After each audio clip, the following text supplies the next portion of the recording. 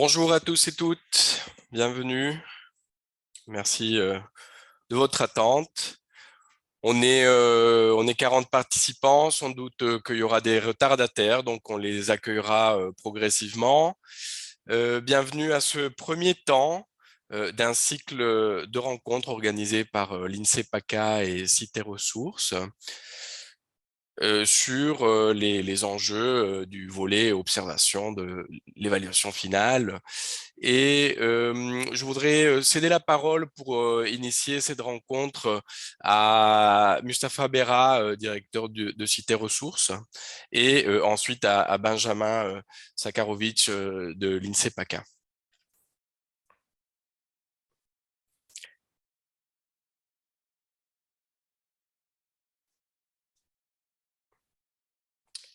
Micro, Mustapha. Oui, tu nous as interdit d'ouvrir le micro, si j'ai bien compris, tout seul. Donc, encore une évolution technologique. Bonjour à tous.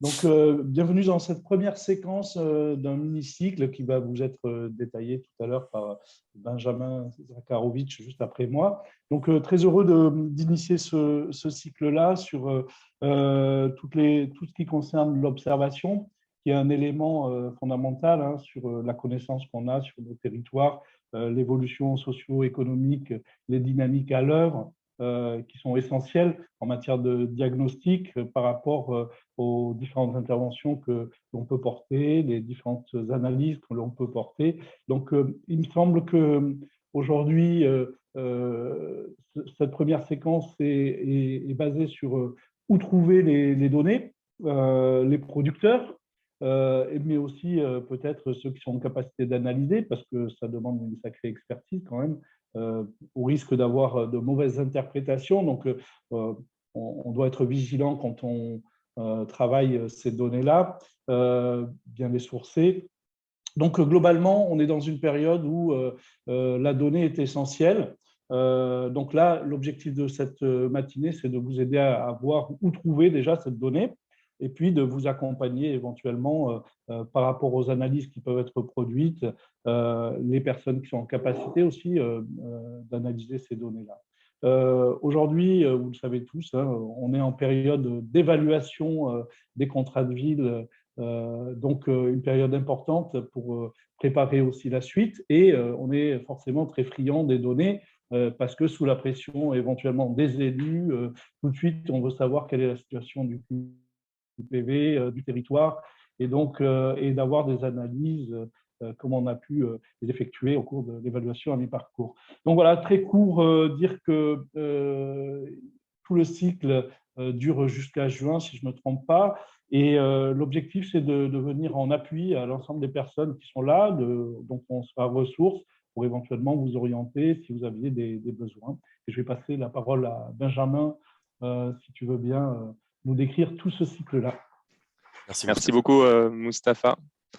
Bonjour à tous, Benjamin Sakarovic, donc responsable de l'équipe études au sein de la direction régionale PACA de l'INSEE. Et donc, je vais vous présenter un petit peu l'idée de ce cycle de rencontres, ce qu'on souhaite en faire, c'est-à-dire en fait expliquer un petit peu comment on a pensé avec Cité Ressources, avec Mustapha, avec David, que l'INSEE pouvait apporter un certain nombre de ressources dans le cadre des évaluations finales des contrats de ville. Voilà, donc je pense que vous voyez mon écran. Voilà, donc on verra ce qu'on peut apporter comme ressources, à la fois donc, comme outil, et ce sera l'objet de la séance d'aujourd'hui. Qu'est-ce qu'il y a comme données disponibles, en particulier sur le site de l'INSEE.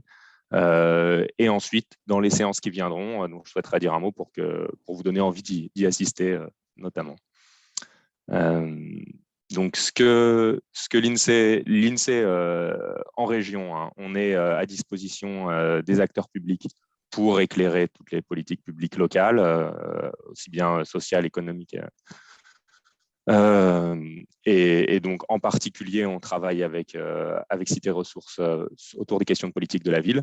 Et l'idée de ce cycle de rencontres, c'est aussi de croiser un petit peu les points de vue. Donc, à la fois en vous proposant l'éclairage statistique qu'on a l'habitude de fournir du côté de l'INSEE, avec un certain nombre de repères chiffrés, et puis de faire intervenir aussi d'autres regards, comme ceux de chercheurs, pour placer un petit peu ces discussions-là dans un cadre théorique plus large et mettre tout ça en dialogue avec les expériences de terrain au travers à la fois de témoignages de porteurs de projets locaux et puis en laissant la place dans ces rencontres, et je crois que c'est important, à la discussion, aux échanges qui viendront en fin de séance. Donc n'hésitez pas à prendre la parole à la fin de la séance, aussi bien de celle-ci que des suivantes. Donc aujourd'hui, vous le verrez, on présentera un certain nombre de sites, d'outils, où trouver les données, comment les utiliser, comment prendre des données sur son quartier. Il y a un certain nombre de ressources pour ça, et en particulier mises à disposition en particulier par l'INSEE ou l'ONPV. Donc, je n'en dis pas plus, on viendra là-dessus en détail. Ce dont je souhaitais parler, c'était un petit peu ce qui viendra après, dans les 3 séances suivantes de ce cycle de rencontres, et les thèmes qu'on abordera à ce moment-là. Donc, trois thèmes principaux sur lesquels on a pu travailler de notre côté ces dernières années. Certes, pour certaines, il y a un moment, mais qui sont des thèmes, on le croit, structurants dans la politique de la ville. Donc le 17 mars matin, on parlera de décrochage scolaire, ou plus précisément des sortants précoces du système scolaire dans les quartiers de la politique de la ville. Ensuite, des questions d'attractivité des quartiers et des mobilités résidentielles, les effets des déménagements sur les quartiers, combien de personnes y rentrent, combien de personnes en partent, avec quels revenus. Et puis, dans un dernier temps, le 23 juin, on abordera les questions d'emploi.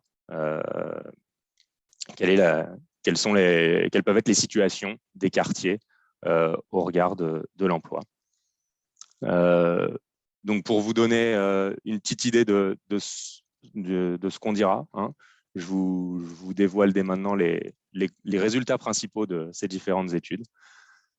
Sur les questions de sortie précoce du système scolaire, c'est un phénomène, on en parlera, qui a la particularité d'être très localisé au niveau des quartiers. On voit, il y a comme une sorte d'effet frontière très fort. Dès qu'on sort du quartier, les sorties du système scolaire sont beaucoup moins importantes.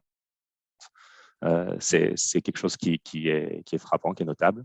Donc, c'est un ensemble de résultats que vous pouvez retrouver dans une étude de la collection INSEE Analyse. Et puis une forme de double peine, à la fois plus de sortants précoces et au sein des quartiers, et pour ceci un accès à l'emploi encore plus difficile que pour les sortants précoces hors des quartiers. Voilà, quelque chose qui est assez frappant, et on remarque avec des taux d'inactivité des femmes pour celles sans diplôme. Voilà, ça c'est ce dont on parlera mi-mars. Début mai, une autre problématique, celle de l'attractivité des quartiers, où on a pu faire une étude plus récente donc sur les effets des déménagements, des mobilités résidentielles vers les quartiers ou pour en partir. Voilà, autour donc de ces grandes questions parfois formulées. Les QPV sont-ils un SAS ou une NAS? En tout cas, on constate plus de départ des quartiers que d'arrivée.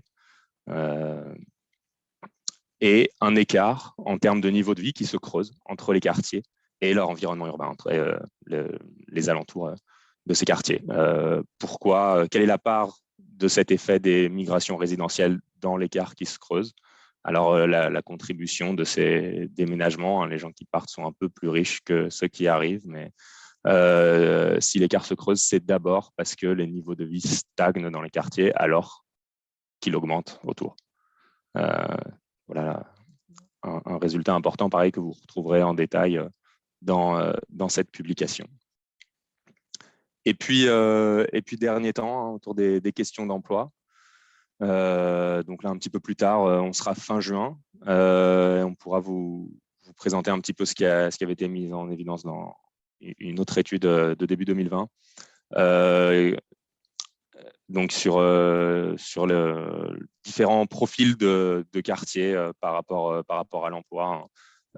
Certains marqués par une activité très forte, d'autres par des emplois très précaires, et puis quelques quartiers qui vont moins mal, disons, selon cette question-là, que les autres.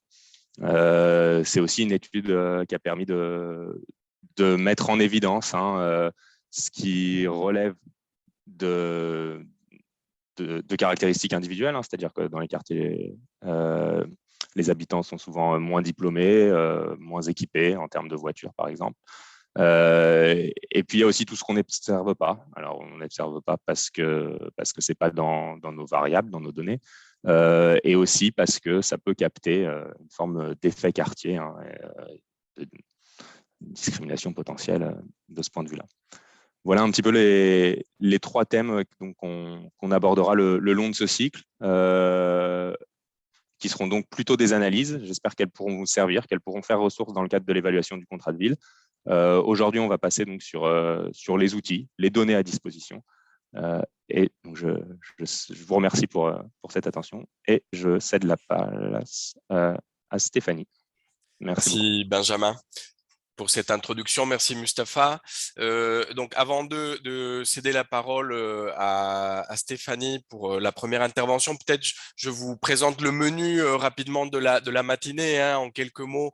On va commencer donc par une intervention de l'INSEE qui va nous dresser un topo de ce qui existe comme source, comme données et comment les utiliser, comment les trouver. Et puis dans un deuxième temps, nous échangerons avec Hervé Guéry, responsable du bureau d'études Le Compas, autour des enjeux de l'observation pour l'évaluation finale. Stéphanie, je te cède la parole. Oui, bonjour à tous. Alors, on a un petit diapo que ma collègue, voilà, Pascal, va vous partager. Voilà. Alors, donc dans le cadre de cette phase d'évaluation des contrats de ville, notre objectif aujourd'hui, c'est de vous présenter quelles données sont présentes sur les quartiers politiques de la ville, sur notre site, et comment vous en servir pour objectiver les difficultés, les décrochages par rapport aux territoires non prioritaires, et également, justement, dans cette phase d'évaluation, d'observer les évolutions sur les quartiers qui vous intéressent.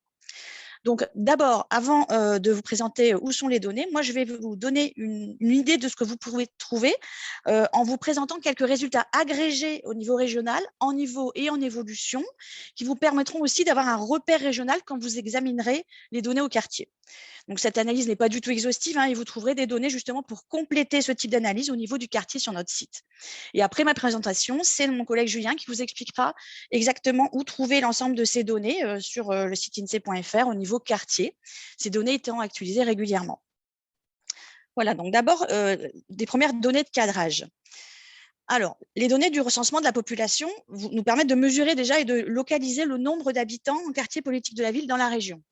Donc, en 2018, on voit que 510 000 personnes résident en quartier prioritaire avec une hyperconcentration sur la ville de Marseille qui représente près de la moitié de la population en quartier prioritaire. Dans notre région, le sujet des quartiers prioritaires il est majeur, en particulier dans les Bouches-du-Rhône. En effet, la part de la population en quartier prioritaire est plus importante qu'en moyenne de France métropolitaine avec 10% contre 7% en France de métropole et ce chiffre atteint même 15% dans les Bouches-du-Rhône. Notre région est la troisième région de métropole où cette proportion est la plus forte après l'Île-de-France et les Hauts-de-France. Alors, si on observe ces données en évolution, ces données de population, on constate une dynamique qui est différente dans les quartiers qu'en dehors. On note en effet une légère baisse de population entre 2013 et 2018 dans les quartiers prioritaires, que ce soit d'ailleurs dans la région ou en moyenne française. Alors que la tendance, elle est inverse hors quartier prioritaire, on constate une hausse de la population assez marquée. À noter donc que la région est un peu plus dynamique que la moyenne française, que ce soit dans les QPV qu'en dehors. Alors, on a essayé d'examiner sur quel type de quartier prioritaire cette baisse était plus marquée. On constate que la baisse est plus forte dans les Bouches-du-Rhône que dans les autres départements, dans les quartiers périphériques et les quartiers HLM, et dans les quartiers les plus défavorisés vis-à-vis de l'emploi, en majorité les quartiers prioritaires du nord de Marseille. Alors, ce qu'on constate au niveau global en PACA, il est cohérent avec les résultats qu'on trouve au niveau France métropolitaine. Alors, les quartiers prioritaires qui, en revanche, n'ont pas perdu de population sont au niveau départemental les Alpes-Maritimes, où la population stagne, et également le quartier du centre ancien de Marseille, alors qu'il y a un énorme quartier qui concentre à lui seul plus de 100 000 habitants en quartier prioritaire, a même gagné 7% d'habitants. Alors, je voulais attirer votre attention. D'autres quartiers ont gagné plus de population en proportion, mais pour ces quartiers, il peut être risqué d'interpréter l'évolution de population au niveau d'un quartier comme un gain ou une perte d'attractivité, car par exemple, des travaux de rénovation urbaine peuvent expliquer des évolutions locales non négligeables. Par exemple, entre 2010 et 2017, c'est le cas pour le quartier marseillais de la Savine, qui perd momentanément une grande partie de sa population du fait de relogements provisoires ailleurs. Et si vous êtes intéressé par ce sujet de la mobilité résidentielle et de l'attractivité, auquel on s'est intéressé récemment, n'hésitez pas à nous rejoindre le 5 mai, comme vous en a parlé Benjamin sur ce sujet. Alors ensuite, sur différentes thématiques, les données de l'INSEE vous donnent des informations sur justement le décrochage des quartiers prioritaires par rapport à l'ensemble de la population et cette évolution dans le temps. Alors, sur la thématique de la démographie, les données nous permettent d'observer la surreprésentation des enfants, des familles monoparentales et des étrangers dans les quartiers prioritaires. Concernant la jeunesse, les quartiers prioritaires sont confirmés comme des réservoirs démographiques. Un habitant sur 4 est un jeune de moins de 15 ans en 2017. C'est une proportion nettement plus importante que dans l'ensemble de la région. Et si la part des jeunes en quartier prioritaire n'a pas évolué entre 2010 et 2017, en dehors des QPV, cette part a baissé, creusant l'écart. Alors, la part des personnes de nationalité étrangère est également plus importante en quartier prioritaire et elle était en hausse sur la même période, cette hausse étant un peu plus marquée au sein des quartiers qu'en dehors. Enfin, la part des familles monoparentales dans l'ensemble des ménages est nettement plus importante, avec 19% contre 12% dans l'ensemble de la population régionale en 2018. Et leur proportion entre 2012 et 2018 était en hausse, mais la hausse était plus faible en revanche au sein des quartiers qu'en dehors.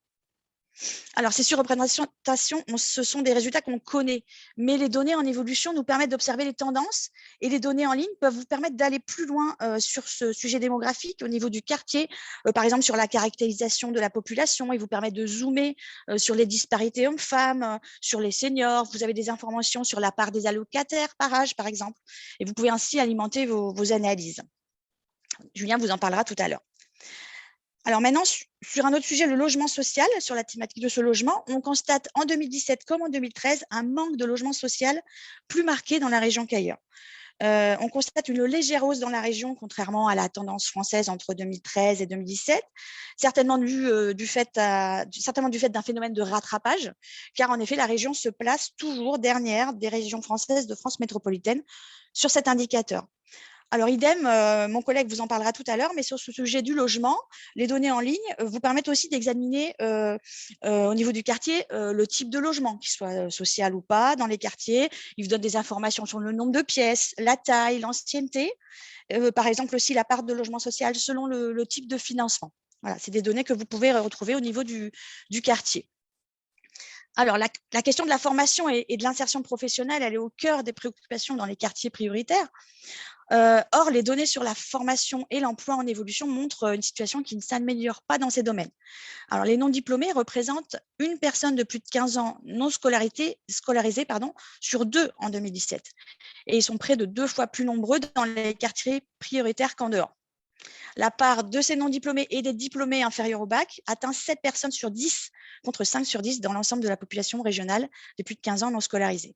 L'évolution était pourtant à la baisse depuis 2010. Alors, concernant l'insertion professionnelle, elle est nettement plus difficile aussi dans les quartiers prioritaires. On a 40% des 15-64 ans qui sont en emploi dans les quartiers seulement en 2017, contre 62% dans l'ensemble de la population régionale. Et l'évolution depuis 2010 a été à la dégradation de l'insertion professionnelle dans les quartiers prioritaires, alors que la tendance, elle était inverse hors des quartiers. Et quant à emploi, il est presque 2 fois plus souvent précaire en quartier prioritaire, l'évolution ayant été à la hausse dans les quartiers contre une quasi-stagnation, légère baisse dans l'ensemble des emplois. Alors, si ces sujets vous intéressent, on a 2 rendez-vous dont vous a parlé Benjamin, sur donc, le décrochage scolaire le 17 mars, qui vous permettra donc effectivement de noter que le décrochage est même très net, même par rapport à l'environnement très, très proche. Et puis, on a un rendez-vous sur l'emploi le 23 juin, où on vous détaillera notre étude. Alors, sur ces sujets de l'emploi et de la formation, on a de nombreuses données sur le site. Alors, on a des données de l'INSEE sur l'emploi et le niveau de diplôme, que ce soit par âge, sexe, origine, par exemple sur la part d'actifs par type de profession, des données sur le tissu économique aussi, mais on a aussi des données de l'ADEP, donc ministère de l'Éducation nationale, sur le retard scolaire, la réussite au brevet, par exemple les effectifs par niveau, le nombre d'écoles et l'orientation des élèves après la 3e. On a également des données de Pôle emploi et de la DARES, ministère de l'Emploi, sur les demandeurs en fin de mois, selon la catégorie, le sexe, l'âge, le niveau de diplôme, la durée d'inscription, etc. Alors enfin, les données sur les revenus et la pauvreté vont dans le même sens que celles sur l'emploi, à savoir le niveau de vie médian dans les quartiers prioritaires de la région est inférieur de 40% à celui de l'ensemble de la population régionale en 2018. La hausse a été plus faible dans les quartiers prioritaires qu'en dehors, entre 2012 et 2018. Et concernant la part de personnes vivant sous le seuil de pauvreté, qui correspond à 60% du niveau de vie médian de la population, le décrochage par rapport à l'ensemble de la population est encore plus net, puisque la moitié de la population en quartier prioritaire est concernée par la pauvreté dans la région, contre 17% dans l'ensemble de la population régionale en 2018. Et la hausse a été plus marquée, encore une fois, dans les quartiers prioritaires que dans l'ensemble de la population. De la même manière, sur le site de l'INSEE, vous avez des données au quartier sur la pauvreté, les revenus, l'origine de ces revenus. Il y a aussi des données sur la caisse d'allocation familiale sur les allocataires, selon le type d'aide, par exemple. Voilà, tout ça, ça pourra alimenter vos réflexions et vos analyses. Voilà, donc c'était des premiers éléments synthétiques qui vous donnent une idée de ce qu'on peut observer avec des données de l'INSEE, avoir une idée du décrochage entre les quartiers prioritaires et le reste du territoire et évaluer les tendances temporelles. Le constat, vous l'avez certainement noté, que l'on fait à l'examen de ces données et que la situation se détériore encore concernant les enjeux forts de cette politique, avec un décrochage marqué entre les quartiers prioritaires et l'ensemble de la région. J'en ai pas parlé sur chaque indicateur, mais le plus souvent, la situation des quartiers de la région, elle est un petit peu plus dégradée qu'en moyenne des quartiers prioritaires français. En revanche, les dynamiques temporelles sont le plus souvent les mêmes. Alors, je voulais rajouter d'ailleurs que si ma présentation peut vous aider comme repère régional, le tout nouvel atlas des quartiers prioritaires de l'ANCT qui est sorti le mois dernier, qui a été évoqué par la Cité Ressources dans l'invitation à ce séminaire et dont vous parlera David, je crois, peut aussi vous être utile. Il vous présente une synthèse d'indicateurs en niveau, pas en évolution toutefois, au niveau des régions, des départements, des collectivités territoriales et des quartiers prioritaires avec des cartes qui vous permettent de situer les quartiers. Et ensuite, si vous voulez compléter cette analyse, vous pouvez donc aller sur notre site où des données très complètes sont disponibles. Voilà, je voulais vous terminer en vous précisant que ces données sont une actualisation des données de l'étude réalisée en 2016 suite à la réforme de la géographie prioritaire. Cette étude constituait un point zéro régional dans le cadre de la mise en place des contrats de ville. Les messages n'ont pas foncièrement changé. Et cette publication permettait en outre de repérer les poches de bas revenus critères de cette géographie. Vous les voyez sur ces 4 cartes des grandes unités urbaines de la région issues de la publication. Vous avez les contours des QPV en noir. Et plus c'est rouge et plus le revenu disponible est faible. Alors en haut à gauche, vous avez Marseille, à sa droite Nice, en dessous de Marseille Avignon et à droite Toulon, la Seine-sur-Mer. Vous pouvez retrouver cette publication de 2016 sur notre site pour examiner cela. Voilà, alors maintenant je vais laisser la parole à Julien qui va justement vous expliquer où trouver toutes les données dont je vous ai parlé, les données de l'INSEE et de ses partenaires statistiques au niveau de chaque quartier et de leur environnement plus ou moins large pour juger de ces décrochages. Voilà Julien. Merci Stéphanie. Je t'en prie. Bonjour à tous, alors je vais partager mon écran. Voilà, donc je vais vous présenter les données qui sont disponibles sur les différents sites de l'INSEE pour avoir des informations QPV par QPV ou bien un QPV en particulier, puis le comparer à la commune ou à l'EPCI auquel il est rattaché. Donc là, sur ce que vous voyez, c'est pas le site INSEE.fr. Là, c'est le site statistique local. Donc c'est un sous-site du site INSEE.fr. Et même si ce site abrite, on va dire, une grande quantité de chiffres pour des données communales ou bien supracommunales, on a une partie qui est dédiée au QPV. Donc cette partie va se trouver dans la rubrique rapport quand vous êtes sur le site statistique local. Alors vous aurez tous les liens sur un document qui vous sera transmis ultérieurement, hein. C'est pas la peine de noter tout de suite l'adresse du site. Donc là vous avez donc la rubrique rapport. Donc, quand vous cliquez dessus, là, vous allez avoir des informations pour la commune, hein. Comme je vous l'ai dit, le site, à la base, il est créé pour avoir des données communales. Mais vous avez sur votre gauche, ici, une rubrique politique de la ville.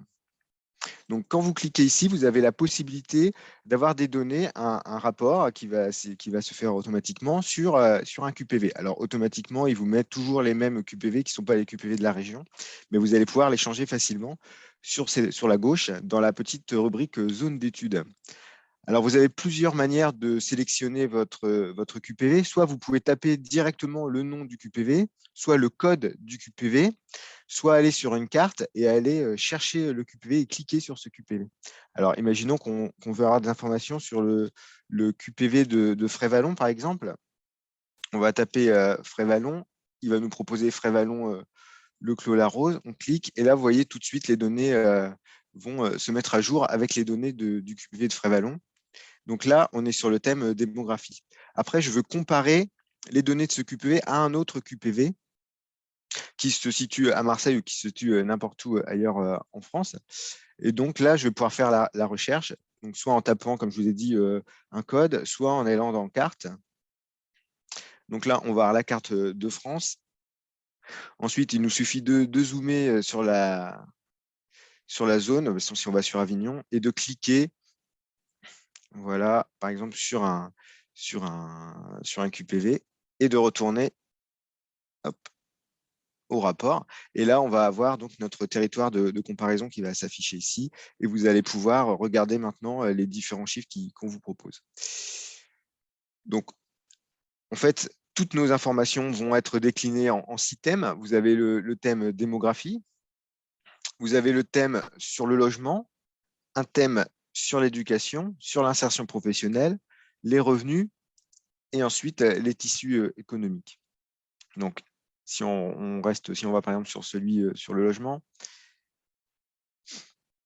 donc vous allez avoir des informations sur les résidences et les résidences principales et les ménages. Donc là, ce sont des données issues du recensement de la population. Donc des informations sur la taille du logement, sur la période de construction, sur la surface. Après, vous allez avoir des informations sur les mobilités résidentielles, toujours issues du recensement. Enfin là, c'est de Fideli. Et ensuite, vous avez des informations sur les logements sociaux. Donc après, là, je ne vais pas vous développer les 6 thèmes les uns après les autres, hein. Vous pourrez aller voir directement les thèmes qui vous intéressent. Donc, vous pouvez faire ça sur chacun des thèmes. Une fois que si il y a un thème qui vous tient à cœur plus que d'autres ou sur lequel vous allez travailler, vous avez la possibilité d'éditer une fiche en format PDF, par exemple, pour pouvoir l'imprimer. Ici, dans la petite partie qui s'appelle « Action », vous avez la possibilité d'imprimer. Donc, si vous appuyez sur « Imprimer », voilà, vous avez la fiche qui apparaît. Vous avez donc, vous sélectionnez et vous allez pouvoir l'éditer en PDF ou bien l'imprimer directement. Et si tous les thèmes vous intéressent, et pas seulement un seul, vous avez la possibilité d'imprimer tout le rapport. Et là, ça va faire une dizaine de pages que vous allez pouvoir mettre de côté avec ce QPV et ce QPV de comparaison. Si ensuite vous voulez retravailler juste les données ou juste exporter quelques données, vous avez la possibilité aussi d'exporter les données de cette fiche uniquement. Hop. Donc normalement, c'est très rapide. Voilà. Et là, vous avez une petite fiche Excel avec les chiffres de la fiche que vous avez pu éditer juste avant. Donc voilà les possibilités qui sont offertes par le site statistique local. Donc là, c'est vraiment pour voir pour un QPV et le comparer à un autre, mais vous n'avez pas la possibilité avec statistique locale de comparer un QPV à une commune ou à un EPCI et pouvoir faire ce type de modification avec cet outil. Et c'est pareil, si vous voulez avoir des informations pour tous les QPV d'une commune ou d'un département, là, ça va être très compliqué. Vous n'allez pas reproduire 10 fois ou 15 fois cette démarche. Donc là, il va falloir regarder dans les bases de données qu'on met à notre disposition. Et là, on va basculer donc sur le site insee.fr. Je vais vous montrer comment accéder à ces chiffres. Donc là, on change de site, on passe sur le site insee.fr. Donc, quand vous arrivez sur insee.fr, voilà la page d'accueil que vous avez. Et donc, toutes les données de l'INSEE sont disponibles sous une seule rubrique. C'est la rubrique statistiques et études qui se situe ici en haut à gauche.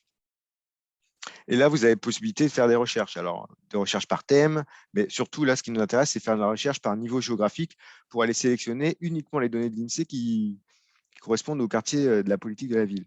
Donc, ici, dans tous les niveaux géographiques, vous allez choisir, et en fait, tout en bas de la liste, vous avez Iris Carreau Quartier, donc en fait, toutes les données infracommunales qui sont disponibles sur le site de l'INSEE. Et comme les données sur les quartiers de la politique de la ville sont quand même mises à jour régulièrement sur le site, puisque c'est des données qui sont multisources, et que cette liste est en fait juste triée par date de mise en ligne, en fait, les données sur les quartiers de la politique de la ville sont très souvent au-dessus de la liste. Donc, il faut prendre celui-ci, données sur les quartiers de la politique de la ville, chiffres détaillés, voilà, qui va vous permettre d'avoir un accès en fait direct avec vous avez un sommaire ici et qui vous permet d'avoir directement accès à nos données. Donc, vous avez des informations sur la population communale des QPV, et ensuite, vous avez différentes entrées possibles. Donc, soit une entrée par source. Donc, par exemple, ici, sur les estimations démographiques issues du recensement de la population. Donc, si je clique dessus, vous sélectionnez l'année qui vous intéresse. Donc là, c'est tous les millésimes qui sont mis à disposition. Donc, si on clique là sur l'année 2017, hop, vous avez ici tout se met en place. Vous avez la possibilité de télécharger les bases de données, soit au format Excel, soit au format CSV. Vous avez toujours une rubrique documentation qui va vous présenter la source qui est disponible là. Et vous avez, ce qui est surtout très intéressant, c'est le dictionnaire des variables. Vous allez pouvoir voir ce qui va se cacher sous ce fichier sans avoir obligatoirement, vous n'êtes pas obligé de le télécharger et de l'ouvrir. Et donc là, vous avez l'ensemble des variables disponibles à partir de cette source. Donc là, vous voyez, rien que pour la partie démographie, il y a quand même une grande quantité de variables disponibles pour les QPV. Hein. Donc, je vais vous montrer, alors ce n'était pas sur ce thème, mais ça ne change pas, c'est juste pour vous montrer à quoi ressemble une fiche Excel sur, dans les bases de données. Là, c'était sur la fiche, c'est sur des revenus, par exemple. Alors, on est dans la partie fiche. Donc là, vous allez avoir, par exemple, le code géographique du QPV, le nom du QPV, et ensuite toutes les variables qui sont mises à disposition. Donc là, c'est sur la fiche revenu. Hein. Et ensuite, si vous voulez regarder ces mêmes données, mais pour la commune, ici, vous avez un onglet com. Donc, ça veut dire que vous allez avoir les mêmes variables, mais pour les communes qui ont des QPV. Et après, vous avez la même chose pour les EPCI. Les EPCI qui vont avoir des QPV, vous allez avoir les mêmes données. Ça vous permet ensuite de faire la comparaison du QPV aux différents échelons supérieurs. Voilà. Donc là, vous avez je vais reprendre juste mes sources. Donc vous avez les sources, les estimations démographiques issues du recensement de la population. Ensuite, vous avez les revenus, pauvreté et niveau de vie. Donc là, ce sont les données qui vont être issues de philosophie. Donc c'était une source INSEE. Ensuite, vous avez les demandeurs d'emploi, donc Pôle emploi et d'ARES. Ensuite, les bénéficiaires des prestations légales versées par la CAF, donc les caisses nationales des allocations familiales. Ensuite, l'assurance maladie et des données sur le répertoire du parc locatif social. Et vous avez aussi, ce qui peut être important, c'est le calendrier des mises à jour en fait, de nos données. Alors, ça ne va pas vous donner une date exacte des mises à jour, hein, mais ça va vous permettre de savoir à peu près quand l'INSEE va mettre à jour telle ou telle source. Donc ça, c'était par données. Ensuite, vous avez par thème, c'est-à-dire qu'au lieu d'être réunis source par source, on va faire un thème. C'est les thèmes qu'on a vus tout à l'heure sur le site statistique local. Si on va réunir toutes les données sur le logement, toutes les données sur le revenu, toutes les données sur l'éducation et faire une seule fiche Donc, ça se présente pareil, hein, vous cliquez ici, vous allez pouvoir avoir la liste des variables et ensuite pouvoir télécharger les bases de données. Vous avez ensuite des fiches thématiques. Là, ça va être des fiches QPV par QPV sur un thème en particulier. Donc, par exemple, si on prend les fiches de l'éducation, je vais vous montrer rapidement à quoi ressemble une fiche. Vous allez choisir la région Provence-Alpes-Côte d'Azur. Vous allez avoir un fichier ZIP qui va s'ouvrir. Et là, vous allez avoir donc une fiche. Vous allez choisir le QPV qui vous intéresse et vous allez avoir une fiche avec toutes les données sur ce thème et sur ce QPV. Donc là, c'était un quartier de la politique de la ville de Nice. Donc, on compare le QPV à la commune et à l'EPCI.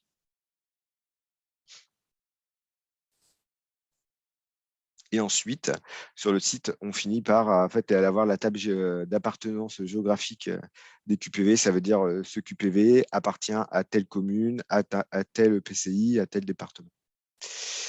Donc voilà un peu rapidement, très rapidement, toutes les données qui sont disponibles sur le site de l'INSEE, sur les 2 sites de l'INSEE. Après, c'est à vous d'aller voir parce que la quantité de variables est impressionnante et je ne vais pas vous les présenter toutes une par une. Voilà, je vous remercie. Merci beaucoup, Julien, pour cette présentation, cette démonstration même. On sait bien que l'INSEE en tant que producteur de données est une source clé, une source principale pour les analyses territoriales. Il y a bien entendu d'autres sources, hein, et il ne faut pas l'oublier. En début d'intervention, Stéphanie évoquait l'atlas des données des QPV mis à disposition sur le site SIGVille, SIGVille, par l'ANCT et l'Observatoire national de la politique de la ville.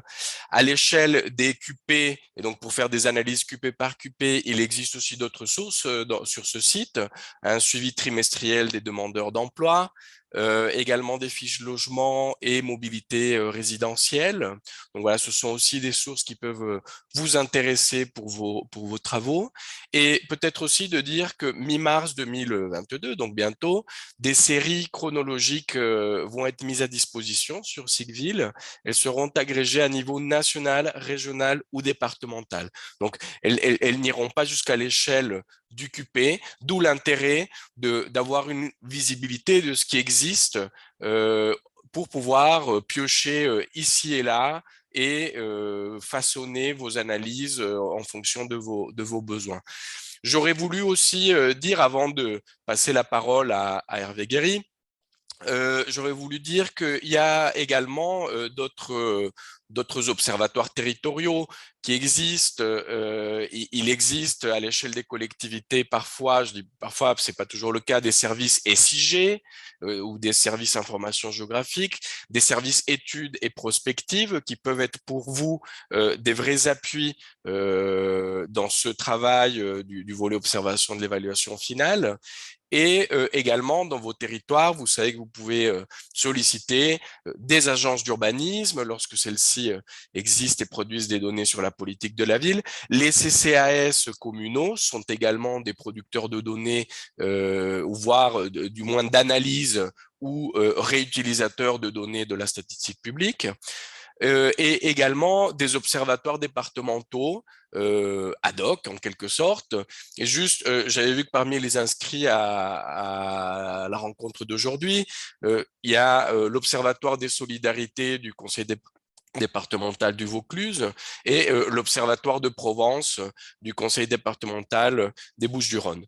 Donc voilà, pour vous dire que les observatoires territoriaux sont également des acteurs ou des appuis pour ce travail d'observation de la politique de la ville. Maintenant, j'aurais voulu vous proposer aussi de convoquer le témoignage d'Hervé Guéry, directeur du bureau d'études Le Compas, qui est un bureau d'études qui travaille depuis assez longtemps sur la question de l'observation des territoires dans le cadre de la politique de la ville. Hervé, bonjour. C'est quoi le compas pour ceux qui ne connaîtraient pas encore le compas et comment êtes-vous engagé actuellement dans le travail d'évaluation finale? Eh bien, bonjour à toutes et à tous. Alors, donc le Compas, donc nous, on est un bureau d'études, hein, tout simplement. Voilà, on essaye d'être partenaire des collectivités locales et des acteurs de la politique de la ville un petit peu partout en France. Alors, la politique de la ville est un de nos axes d'intervention. Tu faisais écho tout de suite, David, notamment au CCAS et puis aux diagnostics sociaux qu'ils pouvaient faire dans le cadre de leur analyse des besoins sociaux.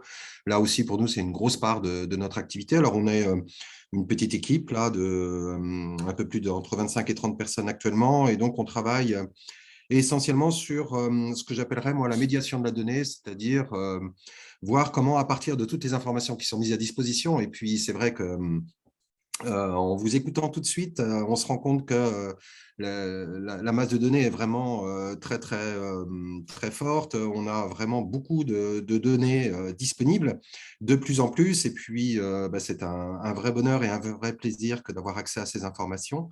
Ce qui est aussi important, c'est comment on les rend accessibles, utilisables, lisibles par des acteurs qui ne sont pas forcément des spécialistes de la donnée. On s'est quand même rendu compte, nous, en travaillant beaucoup avec les acteurs des collectivités locales, avec les professionnels, qu'on avait plutôt affaire à un monde de juristes, beaucoup plus qu'à un monde de scientifiques et d'acteurs capables de faire la lecture de l'information qui est fournie. Et donc, l'idée du Compas a toujours été cette idée de médiation, c'est-à-dire de rendre le plus lisible possible ou la plus lisible possible les données qui sont mises à disposition et puis de faciliter leur usage en permettant notamment la construction d'indicateurs qui soient aidants à la décision. Voilà, je ne sais pas si c'est en résumé en quelques mots, David, ce qu'est le Compas. Et actuellement, on a une petite équipe au sein du Compas qui s'active fortement sur la remise à jour d'un diagnostic politique de la ville, notamment dans le cadre de l'aide à l'élaboration des prochains contrats de ville. Vous êtes sollicité par des territoires ici et là dans le territoire métropolitain. Vous avez aussi été auditionné par la Commission nationale créée fin 2021 pour préparer le futur de la politique de la ville, Hervé. Oui, c'est ça. Alors après, on a aussi à côté de ça, on essaye d'avoir une action qui n'est pas seulement une action de réponse à des commandes, mais aussi d'être un peu proactif sur un certain nombre de sujets, c'est-à-dire d'être force de proposition, de réflexion. Alors en effet, on a été sollicité par la Commission nationale. Hier, j'avais aussi un entretien au niveau du ministère politique de la ville. Et puis, on essaye de défendre un certain nombre comment dire, de points de vue, de regards sur la politique de la ville pour justement que celle-ci répondent le mieux possible aux besoins et aux attentes des habitants, tels que nous, on peut observer les évolutions. Actuellement, par exemple, on est très actif par rapport à l'outre-mer, puisque, alors je ne sais pas, c'est peut-être quelque chose qui est passé un peu au travers de tout le monde, mais il faut savoir que les territoires d'outre-mer ont été, pour certains d'entre eux, hein, pas pour tous, mais assez oubliés par l'ancienne géographie, puisqu'on avait rebidouillé un petit peu les indicateurs pour éviter qu'il y ait trop de territoires politiques de la ville dans l'outre-mer, puisque bien évidemment, si on avait suivi les critères nationaux, une très grande partie ou quasiment la totalité des départements d'outre-mer aurait été retenue. Mais la question se pose quand même, quoi. On est dans une même république et pourquoi on n'a pas les mêmes critères pour tous les territoires. Donc voilà, ça c'est par exemple des éléments sur lesquels nous on essaye d'intervenir pour accompagner les élus et si possible essayer de faire prendre conscience aussi de ces réalités humaines des différents territoires qui composent notre pays. Dans vos interventions multiples, vous plaidez pour la plus-value du travail d'observation et donc actuellement de l'exercice d'évaluation, notamment dans un contexte qui est marqué par une tendance au désengagement, au désintéressement des élus vis-à-vis de la politique de la ville. Donc, de ton point de vue, comment l'exercice d'évaluation peut aider à changer cette tendance-là, à changer les représentations? Alors, c'est le gros de notre sujet, de notre travail. C'est notamment tout ce travail, quand je parlais de médiation, c'est tout le travail d'accompagnement pédagogique et puis aussi de trouver des indicateurs qui, à un moment donné, changent les représentations, modifient le regard qu'on peut porter sur les territoires, et ce, sur l'ensemble des territoires politiques de la ville en France. On est actuellement dans une politique de la ville qui est quand même assez fortement remise en cause. Hein. Je n'en parlerai pas plus que ça, mais je pense que les uns et les autres, on en a entendu parler ces derniers temps. Avec des visions extrêmement réductrices.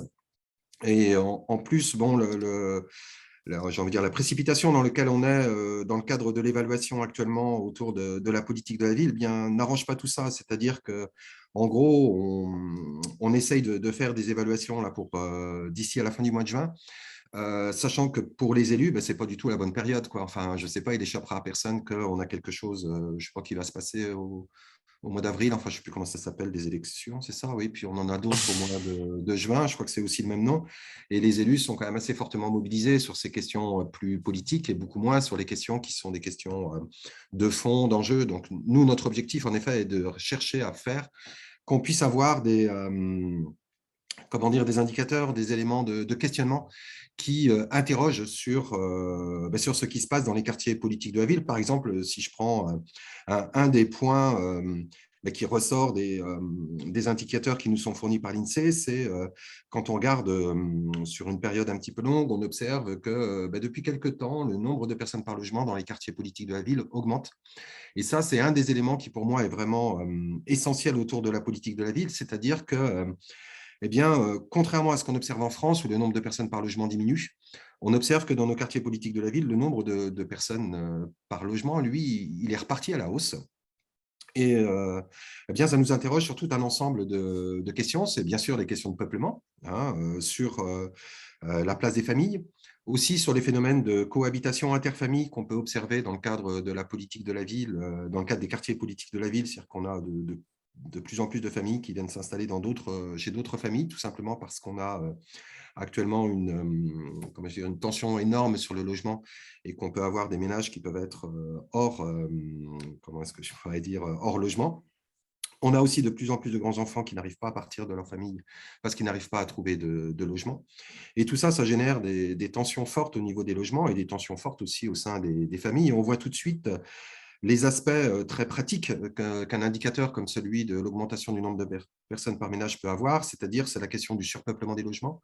Derrière le surpeuplement des logements, c'est la question de la réussite scolaire des enfants. Derrière la réussite scolaire des enfants, c'est tout le dispositif de réussite éducative et tout ce qu'on essaye de faire autour de comment est-ce qu'on améliore la prise en charge des enfants et comment est-ce qu'on peut leur permettre de s'épanouir. On voyait tout à l'heure, et puis ce sera d'ailleurs une des thématiques de ces conférences bientôt, c'est la question qu'on peut avoir sur, par exemple, l'échec scolaire, donc les jeunes qui sortent sans diplôme. Et ça, c'est, comment dire, on voit bien qu'on a là des actions immédiates qui peuvent être mises en œuvre au travers de ce petit indicateur qui est celui du surpeuplement dans les logements. C'est aussi tout simplement tout ce qu'on a pu déplorer les uns et les autres pendant la période du confinement. Et c'est aussi des tensions infrafamiliales. Voilà, enfin, on se rend bien compte que nos indicateurs que l'INSEE nous fournit, qui sont des indicateurs extrêmement précieux, ce qui est important, c'est de les faire parler et c'est surtout d'arriver derrière à les rendre opérationnels. Je pourrais en prendre des tonnes. On a parlé tout à l'heure, par exemple, de l'activité des femmes. Pour nous, c'est un des indicateurs vraiment essentiels et clairs de ce qui fait la spécificité des territoires politiques de la ville. Et vous regardez simplement, je vous invite à le faire, à prendre le taux d'activité des femmes. Alors, c'est vrai que nous, on le restreint souvent de 25 à 54 ans, mais bon, peu importe. Vous prenez le taux d'activité des femmes et vous verrez comment il est très, très fortement corrélé avec les territoires politiques de la ville. Et plus le territoire politique de la ville est fragile, plus votre taux d'activité féminin est faible. On avait fait à un moment donné une étude pour essayer de regarder qu'est-ce qui expliquait les différences de taux de pauvreté dans les territoires et le taux d'activité féminin était vraiment la variable qui était la plus corrélée. Et bien évidemment, dans les quartiers politiques de la ville, si vous allez sur le nord de Marseille, on est tombé sur certains quartiers à un peu plus de 30%. Dans le quartier Lariane à Nice, on est aussi sur un petit peu plus de 30%, alors qu'au niveau national, on est dans des taux de 88-89%. Et donc, ces questions sont vraiment fondamentales et je crois que l'intérêt pour moi de l'observation, c'est d'arriver justement à séduire les élus, à leur faire prendre conscience qu'il y a des enjeux très forts dans leur territoire. Et sur ces indicateurs-là, eh bien, peut-être de changer leur représentation et puis de les rendre plus acteurs. Alors, je ne sais pas trop... un des points sur lesquels, par exemple, nous, on travaille beaucoup avec les élus, c'est justement confronter toutes les données qui peuvent être mises à disposition par la NCT, par l'INSEE, avec les propres données d'activité des collectivités locales. Et ça aussi, c'est un des points dont on parle beaucoup, c'est l'usage du droit commun. Et moi, ce que j'appellerais un usage du droit commun alors élargi, avec celui des collectivités locales. Et dans les différents travaux qu'on peut mener, alors certains ont dû déjà m'entendre le dire, mais je le répète parce que je trouve que cette question n'est pas suffisamment prise en considération, c'est comment les élus locaux, mais comment aussi les collectivités locales s'interrogent sur leur politique publique et comment elles sont utilisées dans les différents territoires pour lesquels elles ont la responsabilité, et notamment les territoires politiques de la ville. Et là, c'est des choses qui sont vraiment très, comment est-ce que je peux dire, très décoiffantes. Hein. Alors, bon, c'est pas pour moi, parce que moi, ça n'a pas grand-chose à décoiffer, mais très décoiffantes pour l'ensemble des acteurs. C'est d'arriver à se rendre compte que, eh bien, contrairement à ce qu'on pourrait penser, contrairement à des propos très généralistes qui peuvent être tenus, les habitants des quartiers sont très, très peu consommateurs de politique publique locale et sont très peu, en gros, bénéficient très, très peu de la redistribution au travers des politiques publiques locales.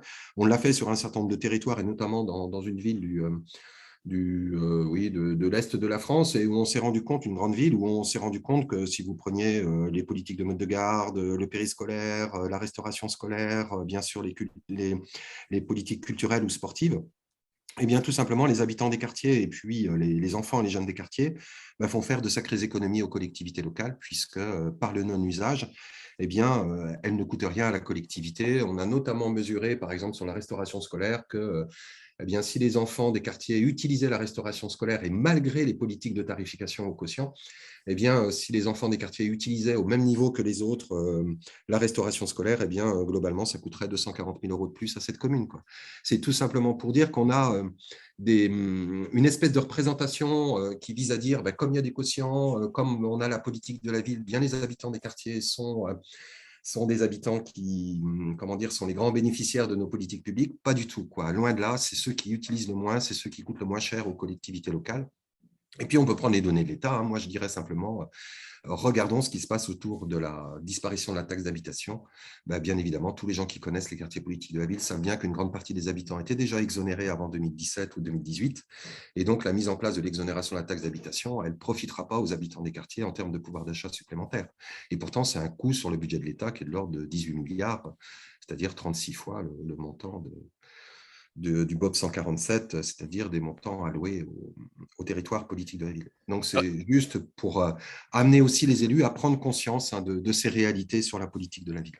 Hervé, merci pour ces illustrations de comment l'observation peut contribuer à infléchir les représentations des idées reçues et donc à contribuer à un réengagement ou un réintéressement des élus à la politique de la ville sur occupation des logements, taux d'activité des femmes, mobilisation du droit commun et coût des QP pour la collectivité. Si l'on revient à l'exercice d'évaluation finale dans son volet observation, quelles sont de ton point de vue les conditions pour réussir cet exercice d'observation dans l'évaluation finale? Qu'est-ce qu'il faut ne pas négliger? Enfin, moi, ce qui me semble vraiment intéressant au travers de l'évaluation, c'est pas seulement d'avoir une évaluation, j'ai envie de dire, ex post, c'est-à-dire qu'on va regarder ce qui s'est passé derrière. Alors ça, c'est fondamental, hein, de regarder toute la dynamique, toute l'évolution, sachant que inévitablement, on n'aura jamais les vraies réponses à nos questions, quoi. C'est-à-dire que la question première qui va être posée, c'est en quoi notre politique de la ville, en quoi les moyens qu'on affecte sur les territoires, en quoi eh bien, peut-être des moyens renforcés, je pense notamment par rapport aux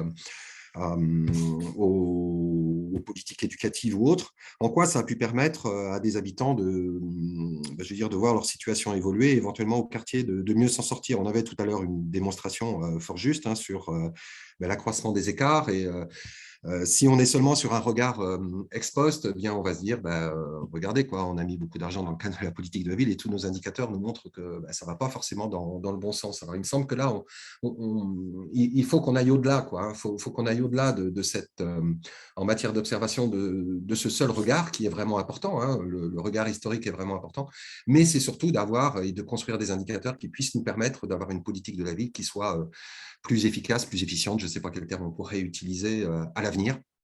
Et ça, c'est vraiment l'enjeu premier pour moi de l'observation, c'est-à-dire d'être plus dans une évaluation ex ante, quoi, c'est-à-dire évaluation des besoins, hein, regardons ce qu'il y a, essayons de mieux cibler On s'interroge par exemple aujourd'hui sur le vieillissement qu'on a dans les quartiers, mais ce que je disais sur le taux d'activité des femmes par exemple, eh bien, est-ce qu'on n'a pas à se dire, ben là, il y a un véritable enjeu. Alors, on a vu la disparition d'un certain nombre d'emplois dans les quartiers qui profitaient beaucoup aux femmes. Ben, est-ce qu'on n'a pas un enjeu à re-questionner sur les quartiers? Comment est-ce qu'on peut aujourd'hui accompagner les femmes vers l'emploi? Parce que eh bien, derrière les femmes vers l'emploi, c'est l'amélioration du niveau de vie dans les quartiers, c'est aussi ben, une dignité retrouvée, c'est aussi une sociabilité plus forte, c'est plein de choses qu'il peut y avoir. Et comment est-ce qu'on est en capacité aujourd'hui eh bien, de se dire, définissons au travers de cette observation les véritables enjeux d'un contrat de ville à venir, parce que c'est vraiment ça l'urgent, quoi. C'est pas seulement de se dire est-ce qu'on a bien travaillé ou pas bien travaillé, ça je suis certain que tout le monde a bien bossé et puis que tout le monde a fait le maximum qu'il pouvait, mais on voit bien qu'on n'aura pas les indicateurs qui nous permettront de dire intrinsèquement quel a été l'effet du contrat de ville sur la situation des habitants, parce qu'on aura toujours des biais et toutes les questions qui sont posées, que vous allez vous poser dans le cadre des différentes séquences, là, et je pense notamment celles sur les mouvements migratoires, c'est-à-dire les entrées et sorties dans les quartiers, on a tellement d'inconnus pour l'instant que, eh bien, on pourra toujours dire, oui, les territoires se dégradent, mais c'est parce que les gens qui vont mieux s'en vont et ceux qui vont moins bien arrivent. Oui, alors réinterrogeons nos politiques de peuplement. Et peut-être que tout simplement, c'est peut-être ça aussi dans le cadre de la politique de la ville, un des points sur lesquels, un des piliers sur lesquels on pourrait travailler demain pour avoir des contrats de ville qui soient les plus efficaces possibles. Donc là-dessus, ce qui me semble vraiment important, c'est d'arriver à faire sortir les grands enjeux, d'arriver à avoir cette évaluation des besoins, des réalités, parce que les quartiers, ils en ont besoin, parce qu'il y a un enjeu énorme. Les habitants, c'est nécessaire qu'on prenne en compte leurs difficultés, leur vie, et qu'on arrive à construire de véritables outils, de véritables orientations pour les années à venir, et surtout par rapport à ce qu'on peut se dire, en effet, qu'on arrive à territorialiser le plus possible. C'est-à-dire que l'enjeu d'un territoire sera peut-être pas forcément le même sur un autre. Et je pense notamment, quand on regardait par exemple les évaluations de peuplement tout à l'heure, on se rend bien compte qu'on a, et sur la région PACA, c'est vraiment très très fort, hein. D'ailleurs, c'était bien dit sur la part des logements sociaux parmi l'ensemble des logements dans les quartiers politiques de la ville.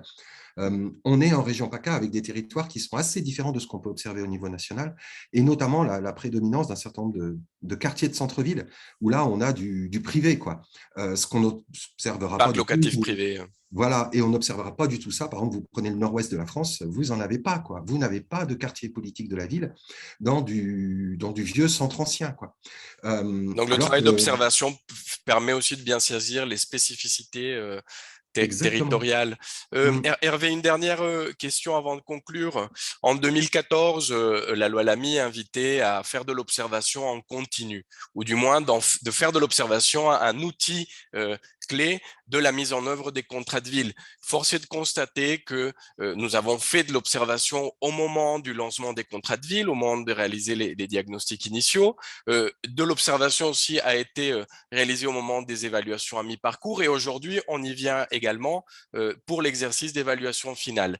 Que faut-il faire pour que l'évaluation devienne un outil clé de la mise en œuvre des contrats de ville de ton point de vue? Et là, je pense à la future contractualisation à venir. Mm. Alors, de manière très simple, ce n'est pas forcément remettre en branle chaque année une ingénierie énorme autour de l'observation.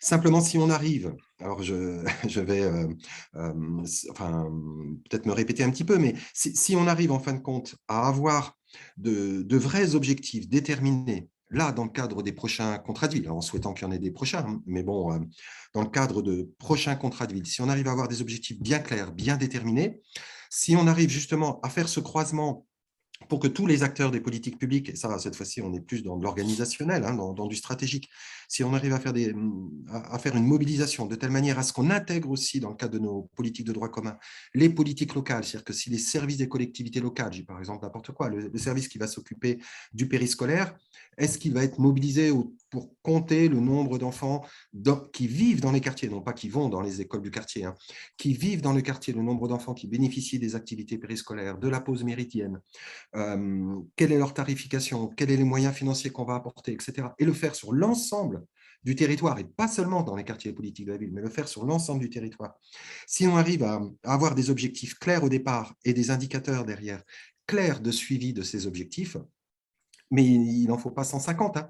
Simplement, si on arrive à avoir ça, en effet, on aura une observation continue.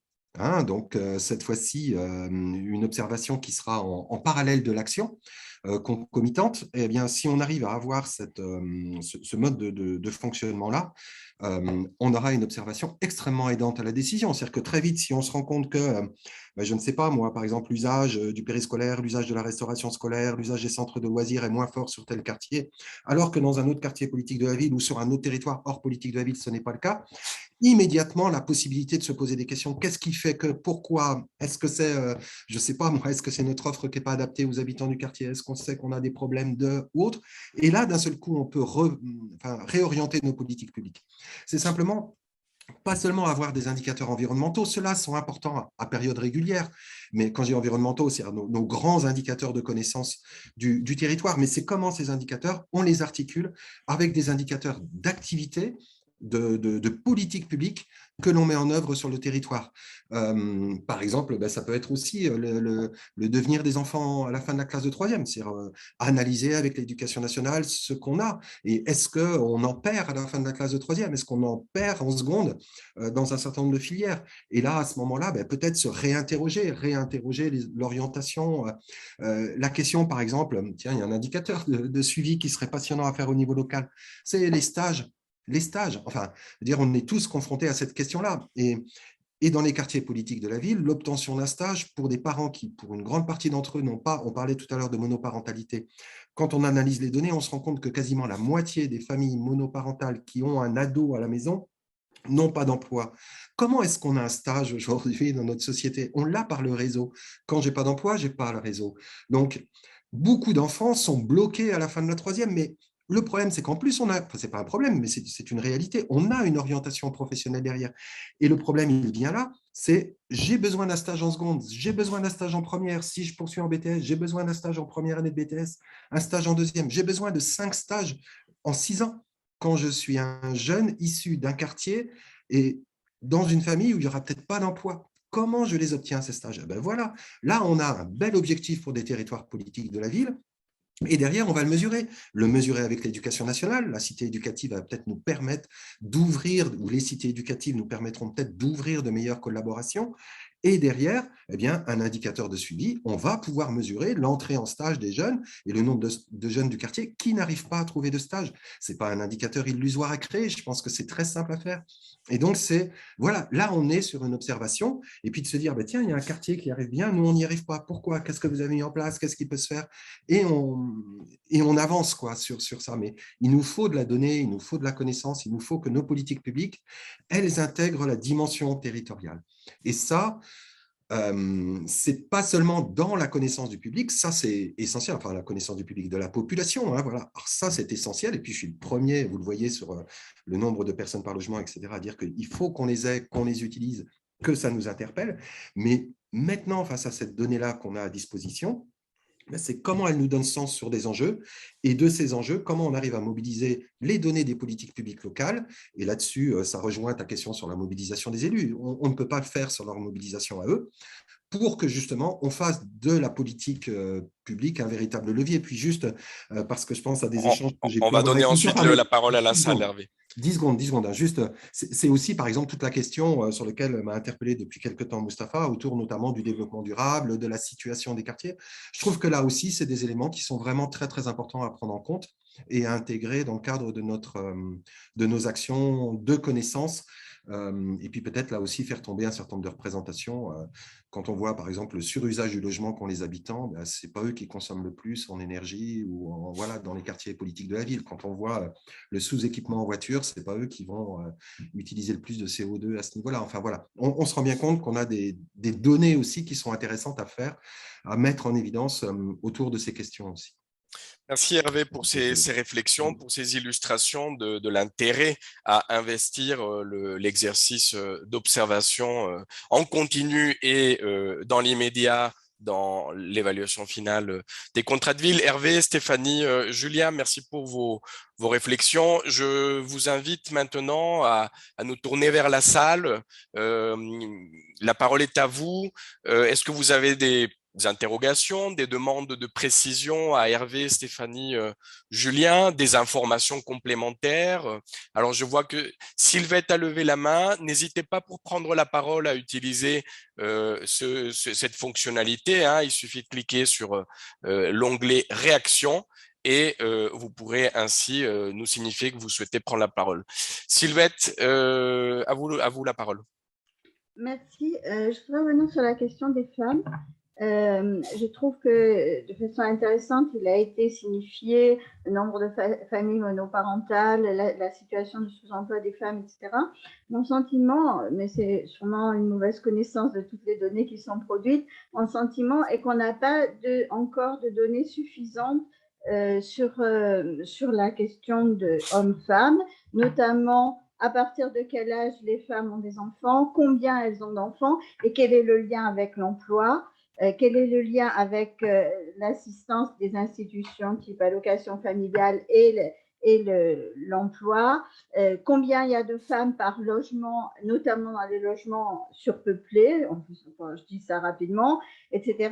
Il me semble qu'il y a une spécificité des femmes et que une des orientations les plus importantes que pourraient mener les politiques de la ville, c'est de prendre le problème très tôt, puisqu'on sait aussi par ailleurs que les filles réussissent mieux à l'école. Et puis après, on a l'impression qu'entre, disons, 15 et 25, c'est la déperdition la plus totale.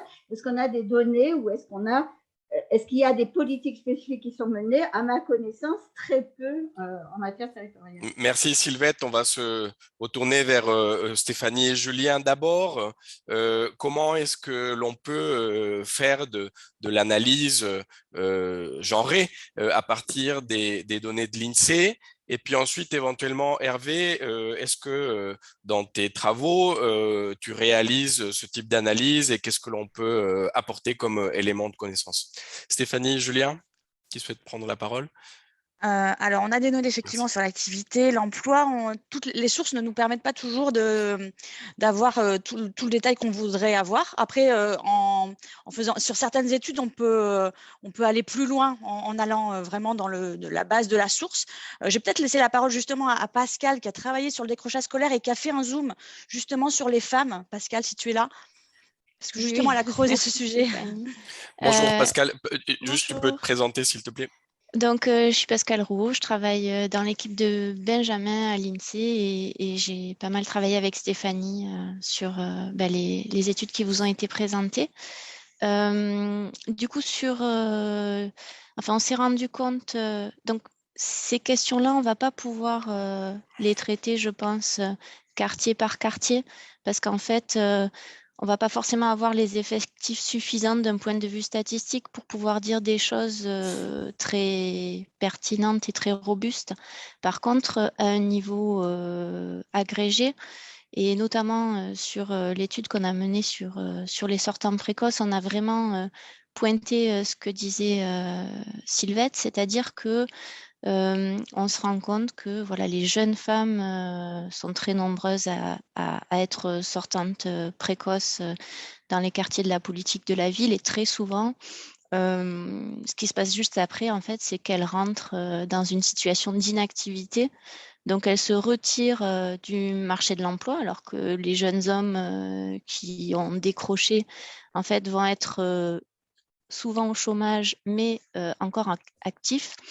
Et les jeunes femmes, une grande proportion d'entre elles va se mettre en couple et avoir des enfants de manière beaucoup plus précoce que ce qui peut être le cas pour les jeunes femmes qui habitent en dehors des QPV et aussi pour les jeunes femmes sortantes précoces en dehors des QPV. Donc, c'est vrai que ça, on le constate aussi d'un point de vue statistique.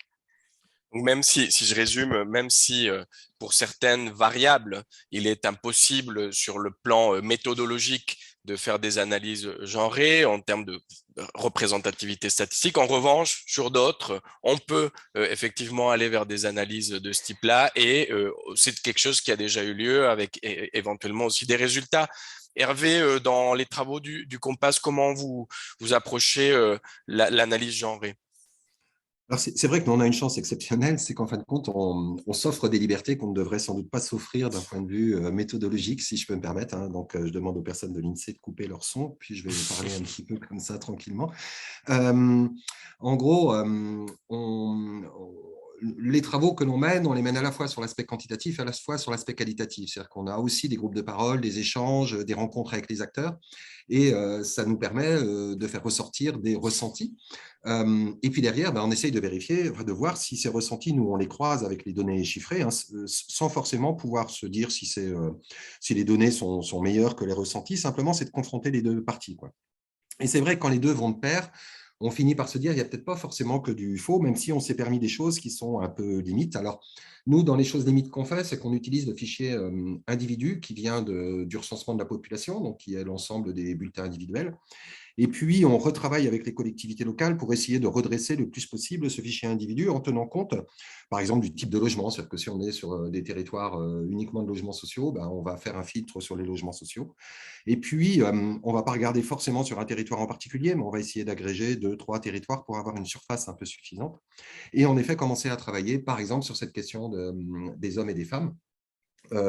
Ce qui vient d'être dit par Pascal, nous, c'est exactement ce qu'on a observé. C'est-à-dire que du côté féminin, on observe qu'on a en effet des niveaux de formation qui sont supérieurs à celui qu'on a du côté masculin, mais ça, c'est une généralité, hein, dans les quartiers comme ailleurs. Par contre, ce qu'on observe en effet, c'est qu'à 25 ans, la part des jeunes femmes qui ont déjà un enfant est vraiment très importante. Et puis, ensuite, le retrait du marché du travail s'effectue très vite après l'obtention d'un diplôme, et c'est vraiment dommage parce qu'on a là des personnes qui peuvent avoir des fois un niveau de formation plus que correct et en fin de compte se mettre en retrait du marché du travail. Et là, ça nous permet d'aller un petit peu au-delà, c'est-à-dire d'échanger, de discuter, de dialoguer avec les partenaires et les acteurs des territoires. Par exemple, pour illustrer ce propos-là, c'était un des échanges qu'on avait eu avec une mission locale dans une grande ville qui, en fin de compte, nous expliquait que des jeunes filles liées à l'immigration, on pourra en reparler, avaient beaucoup moins de problèmes que les jeunes garçons et que c'était les jeunes garçons qui étaient les plus en difficulté dans l'accès à l'emploi. Et en fin de compte, nous, dans nos chiffres, on ne voyait pas du tout ça. C'est-à-dire que nous, ce qu'on observait, c'est qu'en fin de compte, les jeunes garçons, proportionnellement, étaient beaucoup plus en situation d'emploi que les jeunes filles. Sauf qu'en effet, les jeunes filles, très tôt, elles étaient en situation de vie familiale. Elles pouvaient avoir des enfants. Et donc, on s'est rendu compte que si la mission locale avait cette lecture, c'est parce qu'ils ne les voyaient pas, quoi, tout simplement. C'est-à-dire qu'elles ne venaient pas les voir. Elles étaient ailleurs, quoi, voilà. Elles étaient dans le quartier, elles pouvaient être éventuellement avec une poussette, mais elles ne venaient pas voir la mission locale. Et c'est là où, d'un seul coup, le chiffre est intéressant, parce que, ou la donnée, ou ce que l'INSEE nous offre comme information. C'est parce qu'à partir de là, on peut commencer à réinterroger comment on va vers, comment est-ce qu'on sort de nos clichés, de nos représentations, et comment est-ce qu'on modifie éventuellement nos pratiques d'intervention sur les territoires pour justement mieux répondre aux besoins des femmes. Alors, si on est dans cette logique-là, on a vraiment, on arrive à avoir beaucoup de données sur les femmes, et on essaye au maximum de les faire ressortir. Et je vois, vous parliez des données d'éducation. Je trouve que dans les données qui ont été travaillées par l'INSEE et la NCT, on a cette distinction garçon-fille, par exemple, sur l'orientation post-troisième, et c'est vraiment très intéressant à analyser.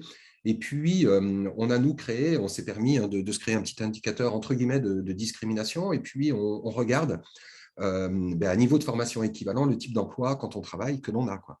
Et là, c'est vraiment hyper flagrant, y compris dans les quartiers politiques de la ville. Mais alors, ce n'est pas pour rassurer Sylvette, loin de là, à mon avis, ça va plutôt l'inquiéter, mais ce n'est pas que dans les quartiers politiques de la ville qu'on a bien sûr cet écart. C'est-à-dire, à niveau de formation équivalent, on n'a pas les mêmes postes derrière, quoi. Qu'est-ce que l'on peut appeler la disqualification face à l'emploi? Voilà. Et derrière, je pense aussi à un autre indicateur qui est vraiment hyper intéressant. Je vous invite à aller le chercher et à le traiter, l'analyser. Alors, comme toutes les bases de données, c'est toujours compliqué, mais c'est vraiment très intéressant. Vous l'avez sur le site de l'Open Data national. C'est, en fin de compte, les licenciés sportifs. Et donc, ils sont notamment géolocalisés et ils sont sexués. Et là, c'est quelque chose d'exceptionnel, quoi. C'est une base de données, mais vous voudriez travailler sur les inégalités hommes-femmes, mais vous avez là quelque chose d'exceptionnel. Moi, ce qui me marque énormément, par exemple, c'est que globalement, quand vous allez alors si vous prenez un niveau plus large, par exemple au niveau d'une ville, vous voyez que vous avez 2-3 sports où globalement la répartition homme-femme se situe entre 45 et 55%, quoi. Alors ça peut être du 45-55, du 50-50, du 48-52, etc. Dans tous les autres sports, et vous avez à peu près une centaine de fédérations sportives qui sont disponibles dans le fichier, vous avez du 30-70, vous avez du 10-90, vous avez, alors dans un sens ou dans l'autre, hein, selon qu'on fasse de l'équitation ou qu'on fasse du foot, on n'a pas les mêmes proportions. Donc, c'est comment est-ce qu'on pratique entre garçons et filles les mêmes sports, on se rend compte que c'est très éloigné. Et le plus paradoxal, c'est que quand on rentre dans les quartiers politiques de la ville, on est immédiatement ciblé sur des sports sexués, c'est-à-dire complètement aux extrêmes. Et on va retrouver dans les quartiers politiques de la ville, alors c'est très fort ici dans le sud de la France, hein, c'est le foot et pétanque et sport provençal. Voilà. Et puis un peu les sports de lutte, de boxe, de combat en général. Et donc, enfin, ou de judo. Et donc, on est sur des sports qui deviennent d'un seul coup très sexués et très masculins. Et dans nos quartiers politiques de la ville, c'est autant on observera un écart fort entre le nombre d'hommes qui sont, par exemple, licenciés sportifs hors des quartiers, et dans les quartiers, il y a bien un taux beaucoup plus faible dans les quartiers. Mais si vous prenez les femmes, le taux, il est divisé, quoi. Et ça, c'est quelque chose de très, très impressionnant. La pratique sportive féminine dans les quartiers, elle est très peu opérationnelle. Et là, on voit d'un seul coup aussi comment, de cet indicateur, on peut réinterroger sur est-ce qu'on n'a pas à privilégier dans nos subventions, nos accompagnements, tous les clubs sportifs qui développeraient une activité sportive en direction des femmes. Est-ce qu'on n'a pas intérêt à privilégier aussi des clubs qui permettent aux hommes et aux femmes de se rencontrer dans les clubs, dans la pratique sportive? Enfin, on voit bien qu'on a là des aspects aussi très opérationnels au travers de cette donnée. Mais si, ce n'est pas pour vous rassurer, Hervé, on essaye d'avoir des données les plus sexuées possibles, sitôt que c'est possible. Quoi, merci. Merci pour ces éléments de réponse très fins, nous dit Sylvette, et elle vous remercie. Donc, on l'a vu, il est possible de faire des analyses sexuées avec la quantité, la diversité des sources de données qui existent. Il faut sans doute garder des garde-fous méthodologiques parfois. C'est ça, et un peu de liberté méthodologique. Et merci encore. On va poursuivre la prise de parole. Claire Ossiou, on vous écoute. Oui, bonjour. Donc, en fait, c'était sur… je voulais continuer sur ces Claire, analyses… vous pouvez vous présenter, s'il vous plaît? Pardon. Rapidement. Claire Ossius, je suis chargée de mission sur les questions de lutte contre les discriminations et d'égalité femmes-hommes sur le Conseil de territoire du Pays de Martigues. Merci. Métropole Aix-Marseille-Provence. Voilà, donc pour dire qu'on a fait une analyse territorialisée sur cette question genrée, avec Nadia Amadash, le cabinet Concept RSE, que je pourrais partager avec, donc c'était dans le cadre d'un diagnostic sur les discriminations qui était financé par l'État, et on a choisi d'avoir une entrée genrée sur les femmes, notamment dans leur accès aux études et leur accès à l'emploi. Et donc, ça permet de soulever des questions et d'amorcer aussi des pistes d'action, puisque notamment, c'était avec à partir de données, mais aussi d'entretien avec des groupes de parole. Donc, voilà, c'était à compléter de ces éléments-là. Et ça nous permet d'avoir ensuite des pistes d'action, dont certaines qui sont en cours sur les freins à l'emploi des femmes, puisqu'on est sur un territoire où il y a un emploi industriel et technique, et du coup des freins multipliés pour les femmes en termes de représentation genrée. Enfin bref, tout ça pour dire qu'on est en train de mettre en place aussi des expérimentations, notamment avec Face Sud Provence, et que dans le cadre de la cité éducative de Port-de-Bouc, on met aussi en relief des discriminations tout à fait particulières qui relèvent par exemple du fait que sur une ville comme Port-de-Bouc, vous n'avez pas de lycée d'enseignement général, uniquement des lycées d'enseignement professionnel absolument genrés. C'est-à-dire, mais alors là, c'est du 100%, quoi, ou du 99%. Voilà, donc tout ça, ça nous permet aussi de questionner la question de l'orientation scolaire. Voilà, en vrac, mais il y a des expérimentations en cours. Merci Claire pour ce complément et élargissement à la question de comment on analyse les discriminations. Claire, avez-vous peut-être des demandes de précision ou une interrogation à poser à Stéphanie, Julien, Hervé, Pascal? Ou on continue de faire circuler la Non, parole? pas plus. Bien. C'est juste sur le fait que le travail qu'on peut mener dans le cadre des discriminations, par exemple à la métropole, ou bien aussi on a une mission égalité, font que voilà cette question genrée, cette question de l'origine, on peut arriver à la croiser finement sur des territoires pour des réponses adaptées qui ont besoin d'être mobilisées, hein. Je rejoins tout à fait Hervé Guéry sur les enjeux. Bien, merci Claire. Emmanuel Solaire, vous avez levé la main, on vous écoute. Emmanuel, est-ce que vous êtes avec nous?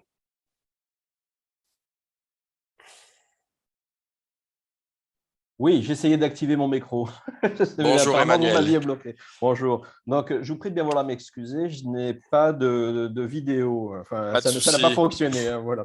Pas de Donc, souci. Emmanuel, qui êtes-vous? Oui, alors voilà. Et oui, c'est la question centrale que tout le monde se pose actuellement. Donc, non, je suis Emmanuel Solaire, directeur des Solidarités.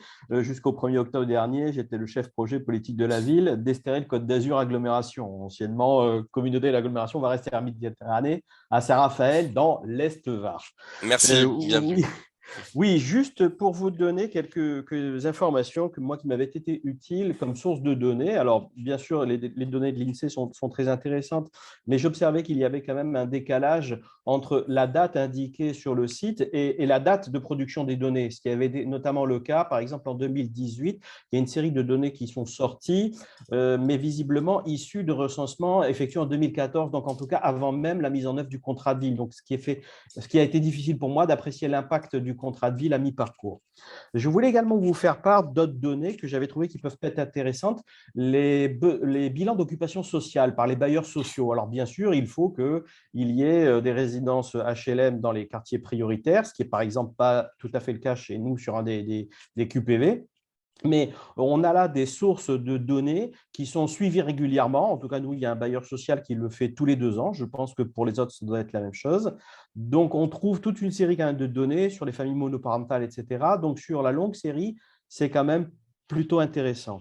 Et j'ai également fait une découverte plus récente lors d'une réunion du réseau d'éducation prioritaire où j'ai découvert que l'éducation nationale avait son propre indice qu'ils appellent l'IPS, l'indice de position sociale, en tout cas qui m'était inconnu. Et alors, je pense je ne sais pas à partir de quoi il est établi, peut-être à partir de données collectées par l'éducation nationale, en tout cas c'est certain, peut-être qu'ils utilisent également des données de l'INSEE, je ne saurais pas le dire, mais en tout cas, c'était un indicateur intéressant à suivre. Donc, je voulais porter l'information aux collègues, ça peut quand même être utile. Je ne sais pas s'ils ont gardé une mémoire longue de ce chiffre, mais ce serait peut-être intéressant de l'étudier. Alors, Voilà effectivement, des producteurs de données existent au-delà de l'INSEE et d'autres observatoires territoriaux. L'éducation nationale, à partir notamment des dossiers d'inscription des écoles, hein, et donc vous mentionnez cet indice de position sociale. Peut-être que nos collègues Hervé et nos collègues de l'INSEE ont plus d'informations. Les bailleurs sociaux également produisent des données de première main, hein, à travers le suivi qu'ils font de leurs locataires. Hervé, Pascal, Stéphanie, Julien, vous souhaitez réagir, apporter des compléments d'information? Avez-vous déjà travaillé avec ce type de données de première main produites par des bailleurs ou l'éducation nationale? Alors, sur l'enquête d'occupation du patrimoine social, bien sûr, c'est des données sur lesquelles on peut travailler. Le problème, vous l'avez bien dit, c'est qu'on n'a pas forcément que des territoires avec des logements sociaux. Et puis, c'est des données qui sont intéressantes parce qu'elles sont suivies dans le temps. C'est-à-dire qu'on les a tous les 2 ans, je crois, maintenant. Il y a une certaine obligation à ce qu'elles soient remplies, notamment quand on habite un quartier politique de la ville. Donc, de ce fait-là, oui, ce sont des données vraiment très, très, très intéressantes à avoir et elles nous permettent notamment, enfin nous on les utilise assez régulièrement sur les nouveaux entrants, pour essayer de regarder qui sont les nouveaux entrants dans les logements sociaux, puisqu'il y a il y a un indicateur qui permet de savoir le nombre de personnes, ce que font chacune des personnes dans le logement, les âges, etc. Les âges des Donc, enfants. dans l'analyse des mobilités résidentielles. Donc, c'est vrai que c'est une base de données, quand elle peut être mobilisée, quand les bailleurs sociaux acceptent de la partager, oui, c'est une base de données intéressante. Après, comme bien d'autres dont disposent les bailleurs sociaux, notamment leur base de gestion, tout simplement, des logements, de leurs logements sociaux, qui sont des bases aussi extrêmement riches. Et puis, l'analyse des départs, mais ça rejoindra le questionnement que vous aurez plus tard. Sur l'IPS, alors de tête, hein, je sais pas, je sais qu'on en a parlé entre nous, puisqu'on a été sollicité une ou deux fois. Mais de tête, on retombe sur les positions sociales. Hein, c'est des indices qui sont utilisés, je crois, en interne à l'Éducation nationale pour notamment tout ce qui est connaître un petit peu la situation d'un collège ou d'un établissement par rapport à d'autres. C'est plus la position sociale des parents qui sont dans le collège. Et vous avez ces indicateurs qui sont mis à disposition par l'INSEE. Hein. Vous pouvez aller tout simplement sur le site de l'INSEE et regarder sur la partie éducation. Et là, vous trouverez notamment ces indicateurs, alors qui sont en plus, je trouve, plus intéressants que ceux qui sont disponibles au niveau de l'Éducation nationale, puisque l'IPS est calculé au niveau d'un collège ou d'un établissement, mais quand vous êtes sur un petit quartier politique de la ville et qu'en fin de compte, les enfants sont scolarisés à l'extérieur du collège, ben, en fin de compte, vous avez comment dire, les enfants en difficulté du quartier sont noyés dans des enfants qui sont différents autour, et puis tant mieux, enfin, qui sont dans des situations sociales différentes, et puis tant mieux, hein, la mixité, elle est vraiment importante. Et de l'autre côté, quand vous avez un collège à l'intérieur d'un quartier, c'est vrai que vous allez avoir les enfants du quartier quasi exclusivement, mais vous avez aussi des enfants qui peuvent être scolarisés à l'extérieur. Donc l'intérêt des bases de données INSEE, c'est qu'en fin de compte, sur l'éducation nationale, hein, qui sont travaillées avec l'éducation nationale, c'est qu'en fin de compte, vous avez tous les enfants du quartier, la position sociale de tous les enfants du quartier, peu importe où ils sont scolarisés. Et je pense que ça, c'est vraiment ce qui est important, quoi. C'est d'avoir des éléments sur voilà, quoi, sur les positions sociales des parents. Et puis derrière, vous avez la possibilité de croiser ça avec les orientations scolaires. C'est ce que nous, on essaye de faire, notamment pour mettre en évidence ce qui était mentionné tout à l'heure, c'est la question un peu de l'effet quartier. Après, des bases de données autres à mobiliser, il y en a plein, quoi, hein. C'est vrai qu'on a fait tout un travail avec des collègues là, sur, par exemple, le département de l'Hérault, avec la mobilisation de bases de données du conseil départemental.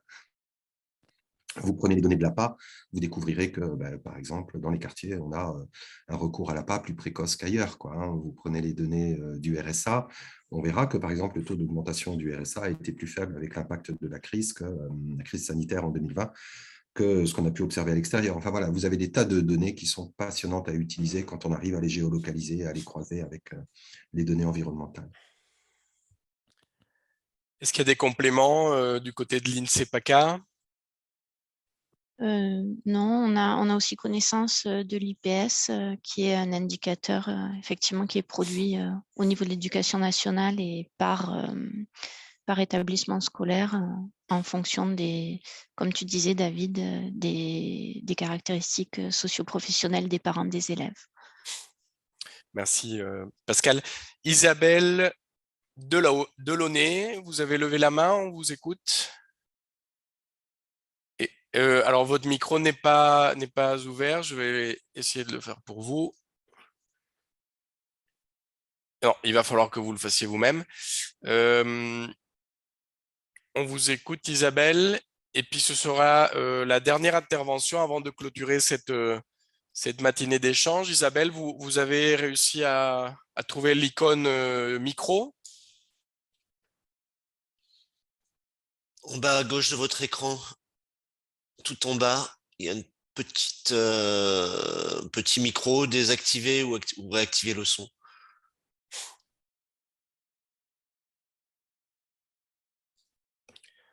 Alors, sur le chat, Sylvette nous dit « Merci d'indiquer comment accéder à l'enregistrement et aux diapos. » Alors, suite à cette rencontre, nous vous enverrons un petit mail avec les diapos et un petit compte rendu qui sera publié en ligne déjà sur le site de Cité Ressources. Et puis, je ne sais pas si l'INSEE souhaite aussi et a la possibilité de mettre en ligne ces ressources sur leur site.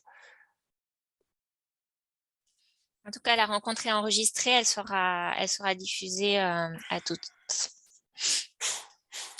Alors Isabelle, il me semble que vous n'arrivez pas à activer votre micro. et je regrette cela.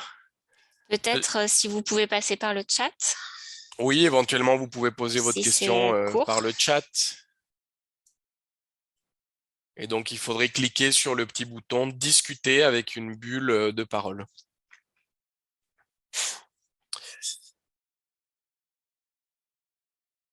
Bien, en attendant peut-être l'intervention d'Isabelle par écrit, Pascal, on va peut-être commencer à clôturer la rencontre.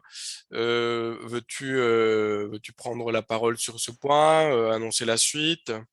Merci David. Je voulais juste voilà, dire qu'aujourd'hui, on vous avait proposé peut-être une approche assez descriptive et un panorama des indicateurs de référence qui étaient disponibles.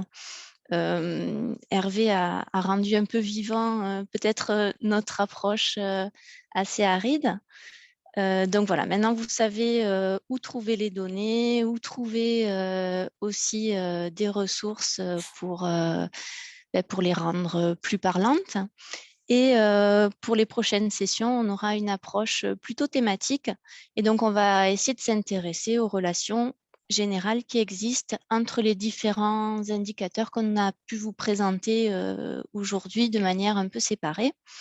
Donc, ce qu'on essaiera de voir, c'est en fait, dans la situation qu'on observe dans les quartiers de la politique de la ville, on essaiera de distinguer, alors Benjamin a un peu parlé, ce qui va relever des caractéristiques individuelles des habitants et puis ceux qui n'en relèvent pas. Donc, si on prend par exemple la thématique qu'on a pas mal abordée, qui est celle de l'emploi, en France, on sait que ce qui est vraiment déterminant du fait d'occuper un emploi, c'est le niveau de diplôme. Et puis, on a vu que les habitants des quartiers de la politique de la ville ont à la fois un niveau de diplôme qui est plus faible que les autres et un taux d'emploi aussi beaucoup plus faible.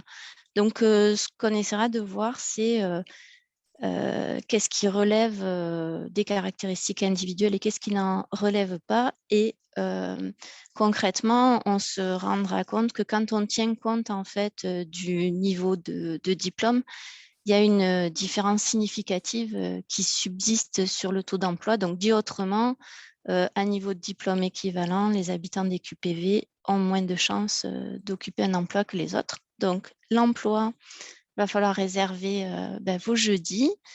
L'emploi, ça sera le 23 juin après-midi. Et puis, les sortants précoces, jeudi 17 mars matin. Et le 5 mai, les mobilités résidentielles. Et puis, je voulais aussi remercier David et toute la Cité Ressources pour nous permettre d'échanger avec vous lors de ces rencontres. Merci Pascal sur ce mot. Nous vous remercions aussi pour cette collaboration qui se poursuivra dans les semaines et mois suivants. Il y a une question sur le chat, à savoir si les prochaines séances seront rediffusées, enregistrées et rediffusées. La réponse est oui. Donc, vous pourrez accéder à ces contenus si vous n'êtes pas disponible le jour J.